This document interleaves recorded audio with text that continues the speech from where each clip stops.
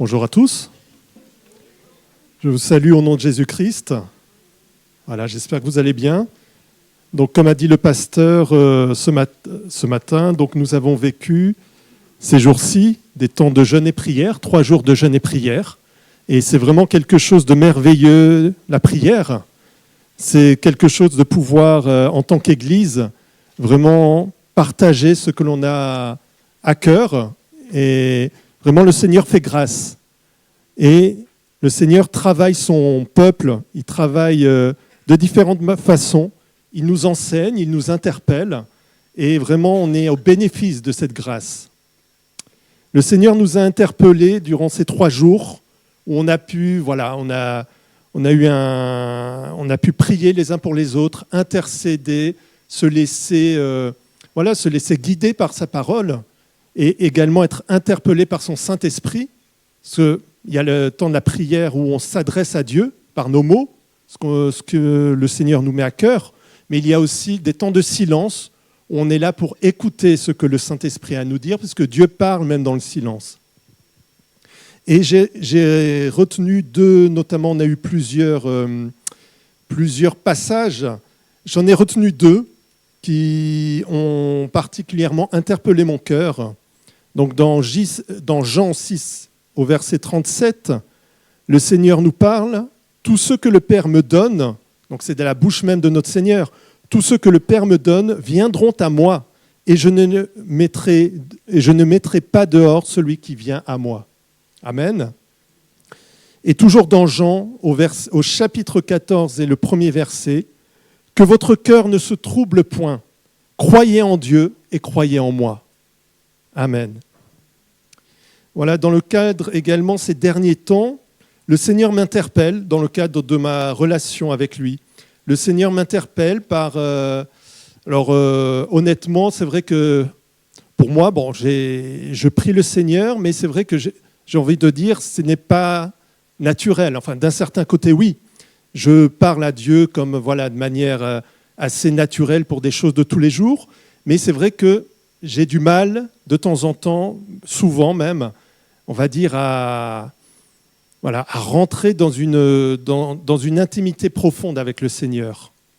Voilà, j'ai envie de dire, pour me faire comprendre, c'est plus facile pour moi, on va dire, de méditer la parole, de lire la parole, de me questionner sur la parole, de me laisser questionner aussi. Mais ce lâcher-prise que le Seigneur attend de chacun de nous, j'ai un peu plus de mal. J'ai vraiment une sorte de blocage. C'est comme si je ne voulais pas encore tout lâcher et un peu ne pas que le Seigneur prenne toute la place dans ma vie. Mais le Seigneur travaille, il est bon. Et le Seigneur travaille, et je sais que ce qui m'a mis à cœur, en plus, ça vient juste après ces jours de prière, je veux vous le partager, parce que nous sommes tous frères et sœurs, pour pouvoir qu'on puisse ensemble apprendre avec le Seigneur. Parce que comme dit l'expression, la prière, c'est la respiration du chrétien. Mais ce n'est pas qu'un mot, c'est une réalité. Et c'est également le moteur de l'Église. Une Église qui ne prie pas, il y a quelque chose qui ne va pas. Donc une Église se doit de prier. Il y a maintenant un groupe d'intercession qui intercède un peu avant le culte, qui intercède un peu, c'est une bonne chose. Vraiment, on a besoin de la prière. En effet, la prière, c'est l'acte le plus répandu dans toutes les religions, dans toutes les traditions, vous trouverez des prières. Mais il est toujours question de prière, de prières apprises souvent par cœur, de phrases répétées, de mérites à gagner, pour gagner un salut, mais on n'en est pas très sûr, pour s'adresser à un Dieu lointain, mais on ne le connaît pas trop, on ne sait pas vraiment s'il accepte ou pas cette prière. Par contre, la prière dans la parole de Dieu, nous lisons dans la parole de Dieu, elle nous révèle un Dieu qui a déjà pris l'initiative de nous parler. C'est lui qui s'est adressé à nous. Et ce Dieu, il attend justement de ses créatures qu'on puisse s'adresser à lui et qu'on puisse avoir une relation de père à enfant. Alors, si vous êtes d'accord, et ensemble, nous allons voir, puisque la parole de Dieu est vraiment une mine, un trésor de vie. Et nous allons nous ressourcer, nous allons, si vous êtes d'accord, nous laisser interpeller par la parole et vraiment pour rentrer dans ce que représente la prière et un peu prendre ce que le Saint-Esprit a à nous dire à chacun d'entre nous. Vous êtes partants ? Amen. Alors dans cette première partie, voilà, nous allons voir j'appelle ça un panorama de la prière dans l'Ancien Testament, et après nous allons centrer, voir comment Jésus priait et quelles sont les leçons à tirer de cette prière. Alors première partie, c'est pas dans l'Ancien Testament. Si nous commençons au tout début, donc nous avons le premier couple Adam et Ève qui vivaient en communion avec Dieu dans le jardin d'Éden. La voix de Dieu était accessible et le Seigneur lui-même parcourait le jardin. Il parlait à Dieu comme on parle à une personne qui était juste en face, et il n'avait pas besoin vraiment, il s'adressait à Dieu naturellement. Donc ça, c'était au tout début. Puis il y a eu le péché. Le péché est entré dans le monde. Et les conséquences du péché, ça a été cette séparation, la mort spirituelle et cette séparation de la communication entre Dieu et les hommes. Et dans Genèse 3 au verset 8, il est dit, alors, donc c'est après le péché, alors ils entendirent la voix de l'Éternel Dieu qui parcourut le jardin vers le soir. Et l'homme et sa femme se cachèrent loin de la face de l'Éternel Dieu au milieu des arbres du jardin. Donc on voit que là, il y a vraiment une séparation. Après, on continue un peu plus loin, à Genèse 4, 26, où après donc Adam a eu un fils. Alors il y a eu donc Abel et Caïn. Caïn, vous connaissez ce qui s'est passé, a tué Abel. Et le premier couple a eu un autre fils, Seth, qui a eu lui-même un fils, Enoch. Et la parole nous dit, Seth eut aussi un fils et il l'appela de nom d'Enoch. Enoch qui signifie mortel en hébreu. C'est alors que l'on commença à invoquer le nom de Dieu. Donc c'est-à-dire que là, on voit 2 générations après Adam. Déjà, les habitants sur la terre commençaient déjà ne pouvaient plus s'adresser à Dieu directement. Et donc, ils avaient vraiment besoin de commencer à invoquer le nom de Dieu parce qu'ils voyaient que sans Dieu, ils étaient perdus. Que sans Dieu, il n'y avait que mort, qu'il n'y avait que silence. Et donc, il y avait ce besoin, déjà, au tout début de l'histoire humaine, de vouloir invoquer le nom de Dieu. En effet, quand l'homme sait qu'il est mortel, il cherche quoi ? Il cherche la vie, il cherche comment ? En cherchant Dieu et en voulant rétablir la communication avec la source de vie. Après, un peu plus loin, dans Genèse 18, on voit qu'Abraham, on a quelques exemples dans l'Ancien Testament, des hommes et des femmes de foi, de prière, qui vraiment ont à cœur de pouvoir prier, intercéder et s'adressent à Dieu de manière assez étonnante. Par exemple, Abraham qui intercède pour Sodome et Gomorrhe. Alors vous connaissez l'histoire. Dieu va visiter Sodome et Gomorrhe et par rapport à tous ses péchés, décide qu'il va détruire la ville. Mais Abraham a dans son cœur également, même s'il déteste le péché, mais il ne veut pas voir tous ses habitants mourir. Et il a une telle envie vraiment de pouvoir sauver ces personnes, mais également il a une relation simple et vraie avec Dieu. Il est dit qu'Abraham avait une relation amicale avec Dieu. Et il y a ce passage, alors bien sûr on ne va pas le lire, mais ce passage où Abraham intercède pour la ville, pour Sodome et Gomorrhe, auprès de Dieu. Il lui demande, il part de 50 justes, puis de 45, de 40, et au final, pour arriver à 10 justes. Il arrive à... Voilà, donc il intercède auprès de Dieu, et vraiment, il n'hésite pas à... Alors bousculer, c'est peut-être un peu fort, mais vraiment à dire ce qu'il a dans le cœur. Et c'est quelque chose de très fort. Il intercède, et Dieu ne se fâche pas. Dieu ne lui dit pas « mais qui es-tu? Tu es une simple créature et tu me donnes un ordre ». Il ne lui donne pas un ordre, mais il lui dit ce qu'il a dans le cœur. Et je pense qu'également, nous, en tant que chrétiens, nous devons prendre cet exemple tel qu'il est et vouloir, premièrement, une relation d'amitié avec Dieu. Dieu n'est pas un Dieu lointain, n'est pas un Dieu père fouettard, mais il veut cette relation amicale. Et qui dit amicale, un ami, on peut lui dire des choses dans notre cœur, peut-être même qu'on ne comprend pas, mais des choses vraies. Et donc, autant qu'Abraham, Dieu attend de nous vraiment une relation fondée sur une amitié. Amitié, c'est-à-dire le connaître, avoir une relation vraie avec notre Seigneur et pouvoir dire les choses simplement. Également Moïse, un peu plus loin. Moïse qui s'est tenu dans la présence de Dieu pendant 40 jours et 40 nuits. Donc on a ce passage, l'Éternel parlait avec Moïse face à face, comme un homme parle à son ami.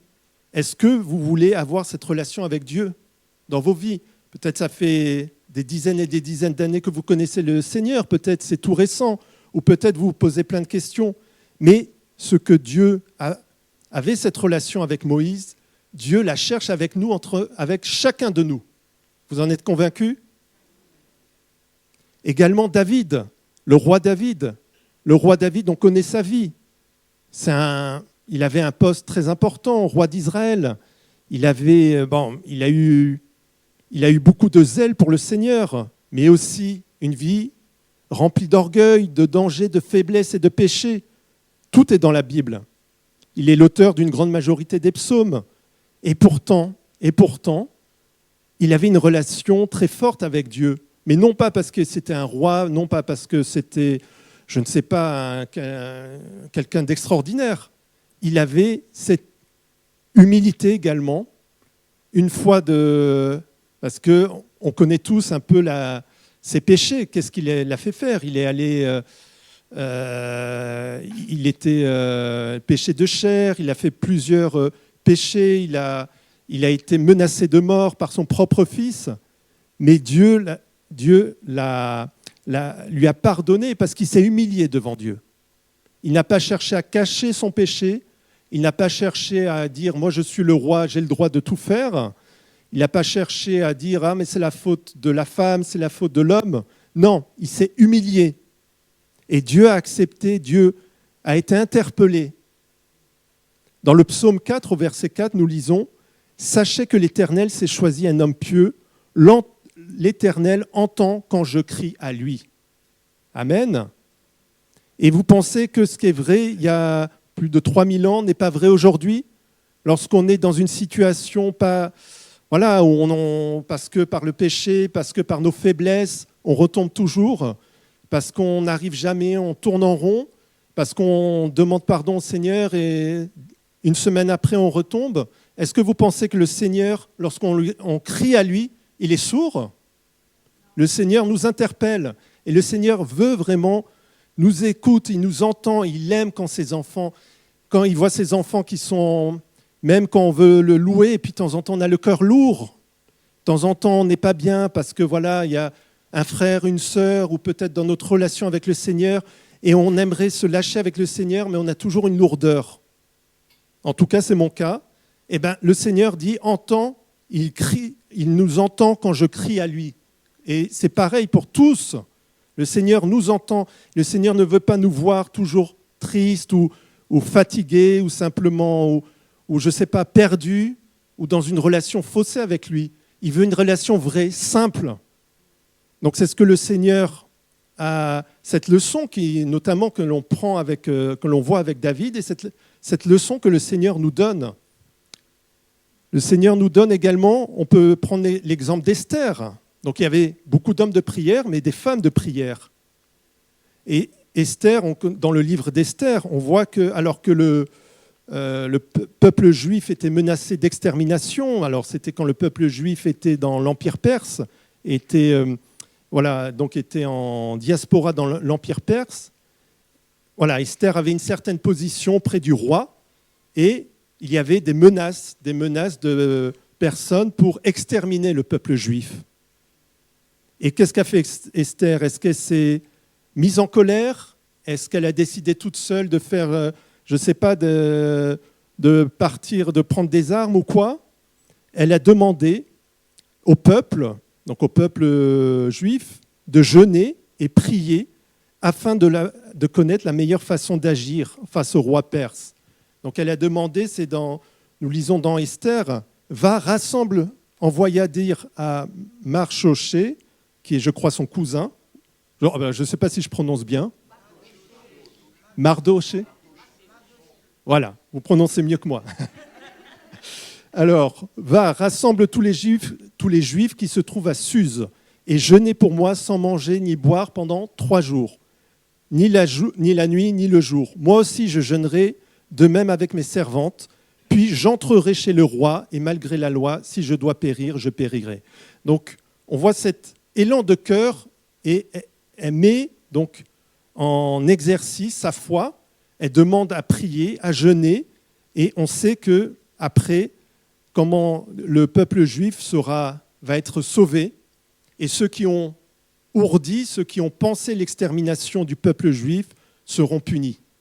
Donc là aussi, c'est une leçon que nous devons avoir, comment Dieu, il écoute, il entend, il voit quand nous sommes vraiment, quand nous nous accordons, 2, 3, une église, Dieu entend.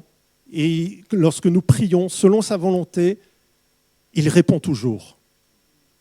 Et que dire d'Élie également? Élie, bien sûr, c'est dans Jacques, Jacques qui nous parle d'Élie, dans Jacques au chapitre 5 et au verset 17, il nous dit, alors juste avant, il est dit, la prière agissante du juste a une grande efficacité, et Jacques prend l'exemple d'Élie, en nous disant, Élie était un homme de la même nature que nous, il pria avec instance pour qu'il ne pleuve point, et il ne tomba point de pluie sur la terre pendant 3 ans et 6 mois. Ça nous paraît extraordinaire. Ça paraît, c'est vrai, c'est l'extraordinaire de Dieu, mais Élie avait cette telle foi qui déplace les montagnes que Dieu lui a permis de réaliser des grandes choses. Alors on ne va pas demander forcément à Dieu qu'il ne pleuve plus ou qu'il pleuve, mais voilà, d'avoir cette foi qui interpelle, cette foi qui déplace les montagnes. Donc en prenant ces quelques exemples, j'ai voulu me montrer comment ce que révèle Dieu et ce que Dieu attend pour avoir une relation simple et forte avec lui. Amen. Et que dire, il y avait des exemples j'aurais pu prendre plein d'exemples, Esdras, Néhémie ou Daniel. Dieu a utilisé des hommes et des femmes dans l'Ancien Testament pour intervenir.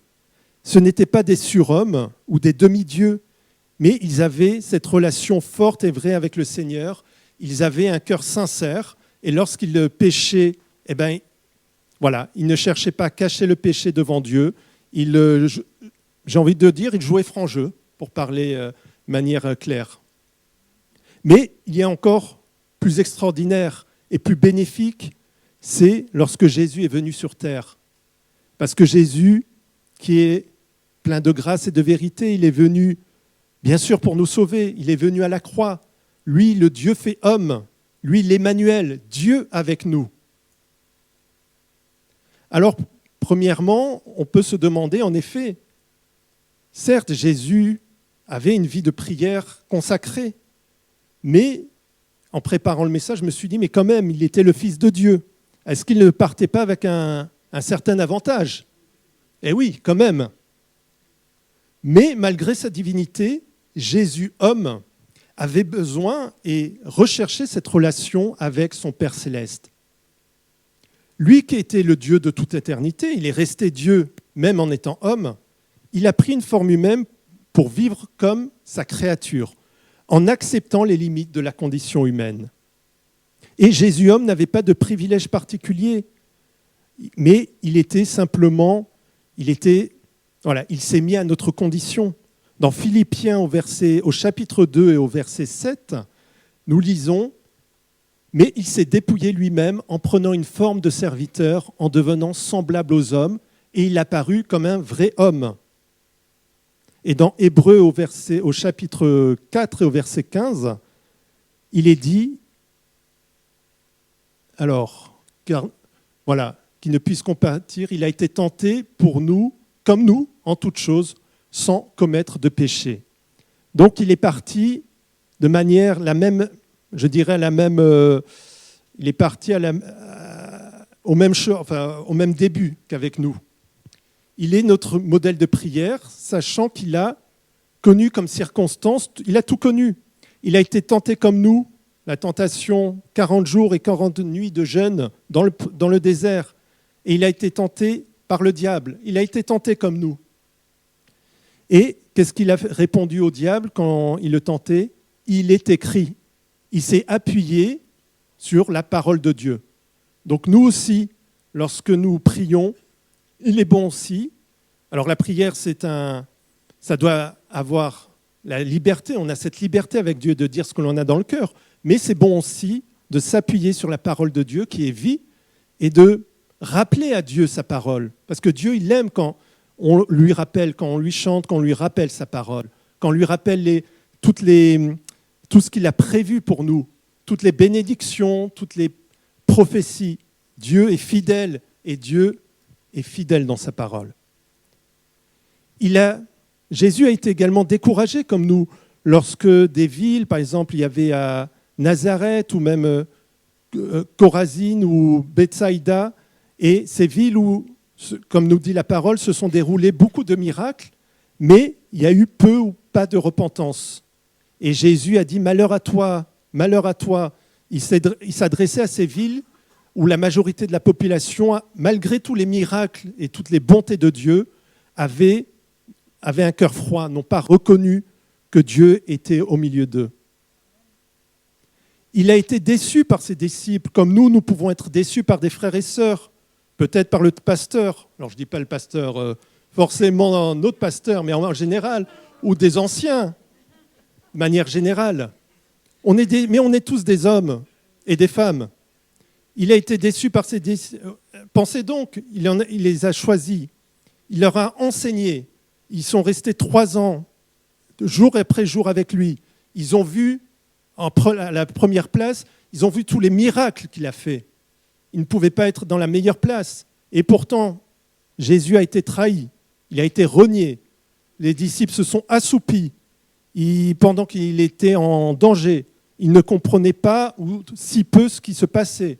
Ils se querellaient entre eux pour savoir qui allait être au top.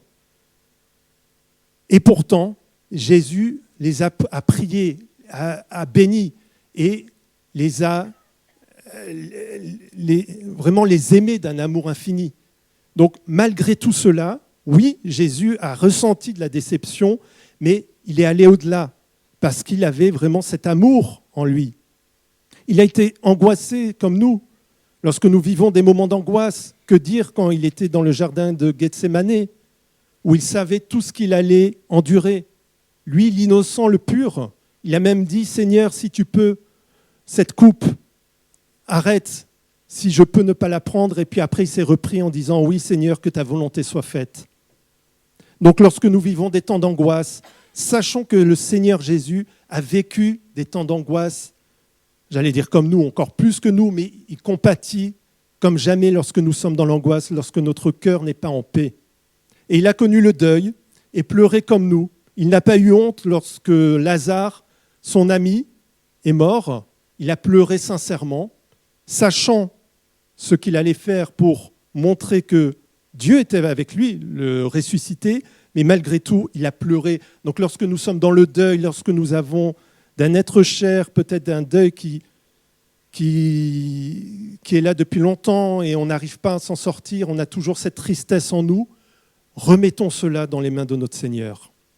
Il n'a pas fait semblant ou a cherché à masquer des sentiments, il a exprimé ce qu'il avait dans le cœur, mais il n'a pas laissé justement ses blessures prendre le dessus. Sa relation avec le Père Céleste était primordiale. Après, Jésus a vécu une vie de prière. En effet, Jésus avait, on connaît tous un peu les évangiles, avait une vie de publique importante. On dirait aujourd'hui que son agenda était surbooké.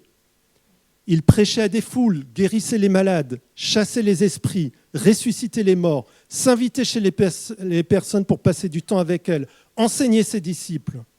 Et pourtant, la relation avec son Père céleste était primordiale. Il est dit dans différents endroits de la parole, notamment à Matthieu 14 au verset 23, quand il eut envoyé, donc il eut envoyé la foule, il monta sur la montagne pour prier à l'écart, et comme le soir était venu, il était là seul. Donc Jésus se met à l'écart, s'isole et prend un temps d'intimité avec son Père. Il ne se laisse pas surcharger par l'activité, par les événements, mais il prend toujours un moment de plus de recueillement. Également, il priait le soir, il priait la nuit, il priait le matin. Il est dit au tout début de Marc, vers le matin, pendant qu'il faisait encore très sombre, il se leva et sortit pour aller dans un lieu désert où il pria. Nous devons, nous aussi, rechercher des temps de mise à part avec notre Seigneur. Que ce soit le matin, que ce soit le soir, mais pas uniquement pour, combler un moment, mais vraiment avoir cette relation forte, quels que soient les événements, quel que soit notre agenda, nos occupations. En effet, après, dans même Luc au verset 9, au chapitre 9, il est dit, environ 8 jours après qu'il eut dit ces paroles, Jésus prit avec lui Pierre, Jean et Jacques, et il monta sur la montagne pour prier. Là, c'est un exemple, c'est au moment de la transfiguration. Et Jésus également amène avec lui Pierre, Jean et Jacques, et les fait prier avec lui. Il apprend à ses disciples aussi comment prier. Justement, Seigneur, enseigne-nous à prier. C'est la prière que ses disciples, c'est la demande que ses disciples lui enseignent. Ils lui ont dit, voilà, les disciples de Jean le Baptiste, Jean leur a enseigné, leur a appris à prier, et nous, comment devons-nous prier? Alors il y a cette prière merveilleuse qu'on va méditer ensemble, qu'on va lire, et peut-être même la dire ensemble, c'est le Notre Père. Amen. Donc c'est à Matthieu au chapitre 6, au verset 9 à 13. Tant que ça s'affiche. Voici donc comment vous devez prier. Donc on peut le proclamer ensemble. Notre Père qui es aux cieux, que ton nom soit sanctifié, que ton règne vienne, que ta volonté soit faite sur la terre comme au ciel. Donne-nous aujourd'hui notre pain quotidien. Pardonne-nous nos offenses, comme nous aussi, nous pardonnons à ceux qui nous ont offensés. Ne nous induis pas en tentation, mais délivre-nous du malin. Car c'est à toi qu'appartiennent dans tous les siècles le règne, la puissance et la gloire. Amen. Amen. Dans cette prière, il y a tout. Il y a vraiment tout résumé, c'est-à-dire d'abord, qui est le Père? Jésus est venu sur terre pour nous montrer le Père. Notre Père qui est aux cieux, que ton nom soit sanctifié. Il nous montre le Père afin que nous puissions le contempler et puiser à sa source. Que ton règne vienne, que ta volonté soit faite sur la terre comme au ciel. Oui, le Seigneur veut que vraiment, il nous utilise et il veut qu'on réponde à son appel de nous utiliser pour que la volonté de Dieu soit faite sur la terre. Et également, donne-nous aujourd'hui notre pain quotidien, parce que le Seigneur, c'est lui qui pourvoit en toutes choses, que ce soit des choses matérielles ou des choses spirituelles. Pardonne-nous nos offenses, comme nous aussi nous pardonnons à ceux qui nous ont offensés. Le pardon est au cœur de toutes choses et au cœur du message de Dieu. Parce que sans pardon, il n'y a pas de vie. Sans pardon, si on n'avait pas été pardonné par notre Seigneur, on serait là, on serait perdu à l'éternité. Est-ce qu'on réalise ce que ça veut dire? Le pardon est au centre de tout. Et il nous aime tellement, il nous enseigne, il nous demande, vraiment, il veut qu'on ait cette relation, mais également la relation avec les frères et sœurs. Ce n'est pas uniquement dire j'ai une belle relation avec Dieu et puis je laisse de côté les... Non, il veut qu'on ait cette même relation. Et il dit, pardonnez-vous entre vous. Nous sommes tous différents, on a un caractère différent, on a tous une vie différente, des aspirations différentes, mais le Seigneur nous aime tous et toutes d'un même amour. Et il nous dit, pardonnez-vous, comme moi aussi je vous ai pardonné. Et ce n'est pas une condition, ce n'est pas quelque chose d'optionnel en disant « Oui Seigneur, bon, bah là, la prochaine fois je verrai si je pardonne ». Non, c'est un commandement de notre Seigneur. Donc si nous le disons Seigneur et Sauveur, nous devons nous pardonner. Et si c'est dur, si c'est trop dur, si les blessures sont... Voilà, eh bien, nous déposons cela dans les mains de notre Seigneur. Amen. C'est ça aussi, faire confiance à notre Seigneur, de dire Seigneur, c'est trop dur. Tu vois, je pardonne avec les lèvres, mais j'ai toujours cette blessure en moi. Et bien, de dire, voilà, ben, Seigneur, je dépose ça. Et je sais que, Seigneur, tu es un Dieu qui est fidèle. Je veux pardonner, mais je n'y arrive pas avec mes propres forces. Mais justement, puisque le Seigneur a tout donné, c'est sa grâce qui nous permet d'avancer. C'est sa grâce qui nous permet de pardonner. Mais nous devons lui obéir. Et nous devons nous laisser transformer par notre relation avec lui. Et enfin, car c'est à toi qu'appartiennent dans tous les siècles le règne, la puissance et la gloire. Par cette relation nouvelle avec le Père, il nous demande aussi, par amour, de pouvoir rayonner de sa lumière autour de nous, de pouvoir transmettre, pas uniquement en Église, bien sûr en Église, mais également là où il nous a mis, chez nos voisins, au travail, dans la famille, partout, chez les commerçants que l'on côtoie, d'une manière ou d'une autre, nous devons être vraiment, nous devons rayonner de la lumière de Christ. Amen.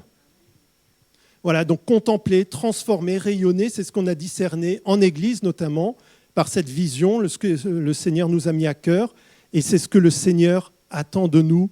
Et voilà, c'est quelque chose de merveilleux ce que le Seigneur nous donne. Enfin, voilà, que représente la prière pour moi, dans ma relation avec le Seigneur. Est-ce que c'est une relation formelle ou un lâcher-prise ? La prière est un des fruits de la grâce. J'ai librement accès à l'intimité avec Dieu, mon Père céleste.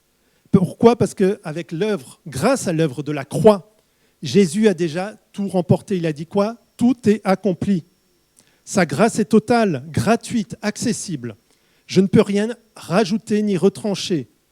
Donc, c'est-à-dire que je peux jeûner pendant toute une nuit, pendant plusieurs jours, je peux prier pendant X temps, je ne gagnerai rien, je ne vais rien apporter au Seigneur, parce que le Seigneur m'a déjà tout donné. Amen. Donc, si on réalise cela, on réalise qu'est-ce que signifie la grâce dans ma vie. Cela nous... Alors, peut-être, c'est vrai, on a tous un orgueil, on a tous une nature humaine, et peut-être parce qu'on aimerait, de temps en temps, oui, je fais ci pour le Seigneur, mais quand même montrer un peu que quand même on est un bon chrétien ou un très bon chrétien. Mais non, mais le Seigneur, il a tout remporté.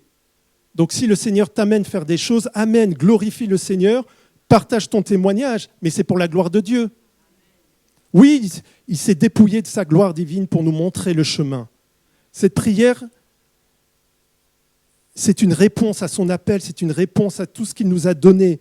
C'est un acte de foi et d'amour pour notre Père céleste. Alors frères et sœurs, oui, tous les jours, voilà, nous sommes dans vraiment un temps particulier en tant qu'Église, où vraiment on sent vraiment où nous discernons la volonté de notre Seigneur. Nous ne sommes pas parfaits, personne n'est parfait, le pasteur, le conseil, vous les fidèles, personne n'est parfait, on peut faire des erreurs. Le Seigneur, on est humain, et souvent c'est dans la faiblesse de l'homme que le Seigneur intervient. Mais soyons conscients que la grâce de Dieu est tout.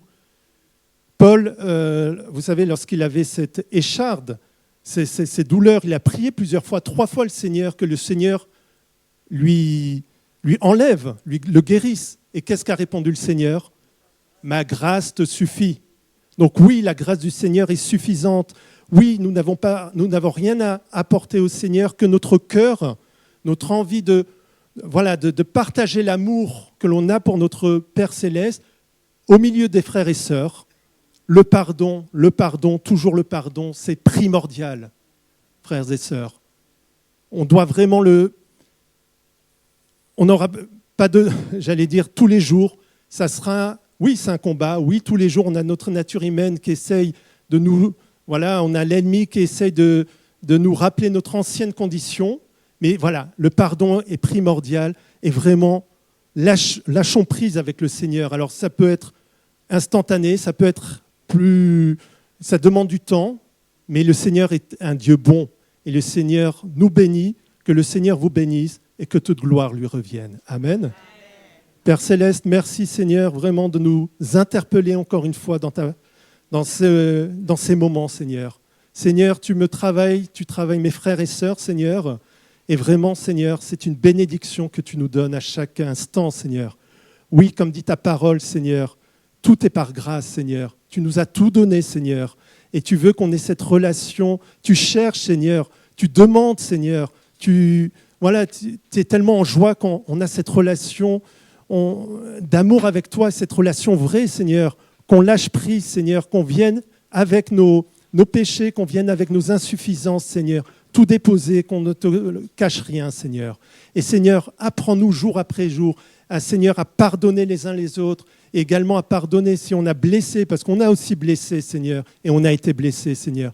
Apprends-nous, Seigneur, qu'est-ce que l'obéissance, Seigneur. Seigneur, corrige-nous aussi, parce que nous sommes tes enfants. Et comme dit la parole, si vous êtes mes enfants, vous devez être corrigés, parce que je vous aime. Alors, Seigneur, merci, Seigneur, de nous faire vivre ces temps, Seigneur. Bénis, Seigneur, bénis ton Église, bénis les frères et sœurs, bénis ma vie, bénis tous ceux que nous côtoyons, Seigneur, et que toute gloire te revienne. Amen. Que ce soit un temps où on dit, Seigneur, que ton règne vienne dans ma vie de prière aussi. Que ton règne vienne dans ma vie de prière. Viens m'aider à être vrai avec toi, à vivre cette vie de prière dans l'intimité. Vous êtes d'accord? On va prendre ce chant ensemble. Notre Père. Notre Père qui es aux cieux, que ton nom soit sanctifié, qu'il soit connu en tout lieu, qu'il soit loué et honoré. Notre Père, nous te prions, que ton puissant règne vienne, que ta volonté soit faite sur la terre comme au ciel, que ton règne vienne, que ton règne vienne, que ton règne vienne sur la terre.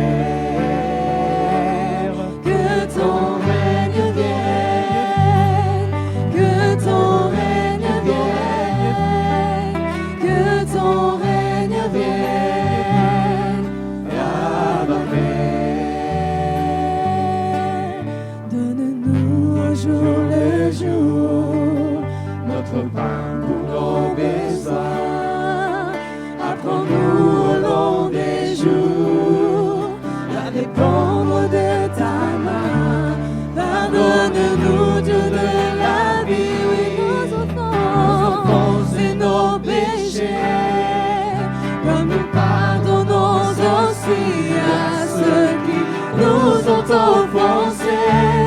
Que ton règne vienne, que ton règne vienne, que ton règne vienne sur la terre, que ton règne vienne, que ton règne vienne, que ton règne vienne à la paix. Tentation, garde nos cœurs, nos pensées, fortifie nos convictions, notre foi, notre volonté, délivre-nous du malin, car tu es roi souverain, à toi seul règne et victoire, pour toujours puissance et gloire.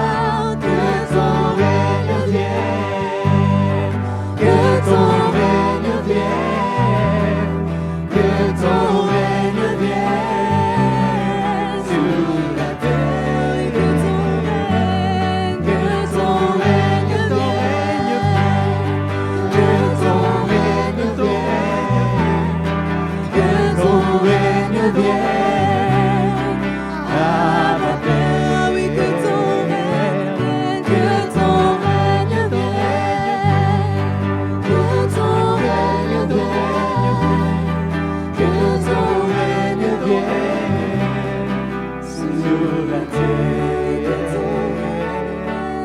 ton règne vienne, que ton règne vienne, que ton règne vienne, Abba Père.